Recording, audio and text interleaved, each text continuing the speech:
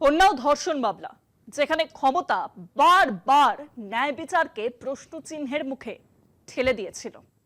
যে মামলায় দোষী সাব্যস্ত হয়েছিলেন একজন প্রভাবশালী প্রাক্তন বিজেপি বিধায়ক কুলদীপ সিং সেঙ্গার, যার মুখে নিশ্চয়ই কখনো শোনা গেছে বিজেপিরই সেই স্লোগান বেটি বাঁচাও বেটি পড়াও।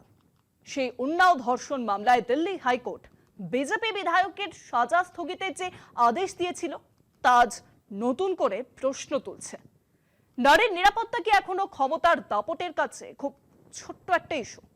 কিন্তু এই প্রশ্ন যখন দানা বাঁধছে, তখনই সেই রায়কে চ্যালেঞ্জ করে সুপ্রিম কোর্টে গেল সিবিআই।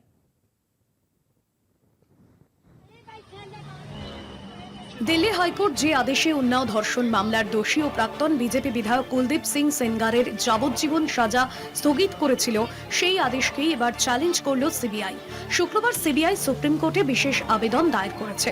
সিবিআই জানিয়েছে, হাইকোর্টের ডিভিশন বেঞ্চের রায় বিস্তারিতভাবে পরীক্ষা করার পর এই সিদ্ধান্ত নেওয়া হয়েছে। হাইকোর্টের এই নির্দেশের পর দেশ জুড়ে তীব্র প্রতিক্রিয়া দেখা যায়। নির্যাতিতা, তার মা এবং বিভিন্ন নারী সংগঠন প্রকাশ্যে এর বিরোধিতা করেন। 2017 সালের জুনে নির্যাতিতা তরুণী আগেই স্পষ্ট করেছিলেন তিনি সুপ্রিম কোর্টে যাবেন। মঙ্গলবার বিচারপতি সুব্রহ্মণ প্রসাদ ও বিচারপতি হরিশ বৈদ্যনাথন শঙ্করের বেঞ্চ সেঙ্গারের সাজা স্থগিত রাখার নির্দেশ দেয়। আদালত 15 লক্ষ টাকার বেল বন্ডে তাকে শর্ত সাপেক্ষে জামিনও মঞ্জুর করে।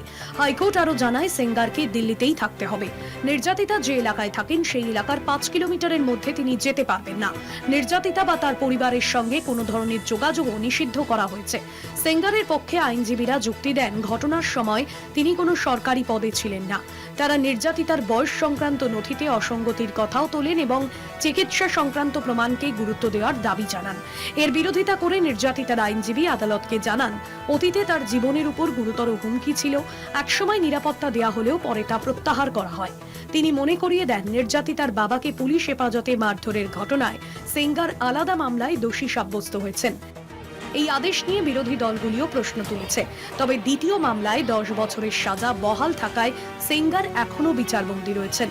উল্লেখ্য, 2018 সালের এপ্রিলে উত্তরপ্রদেশ সরকার মামলার তদন্ত সিবিআইয়ের হাতে তুলে দেয়।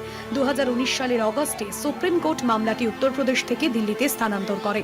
সেই বছরই ডিসেম্বরে সেঙ্গার দোষী সাব্যস্ত হয়ে যাবজ্জীবন কারাদণ্ডে দণ্ডিত হন। কলকাতা টিভি।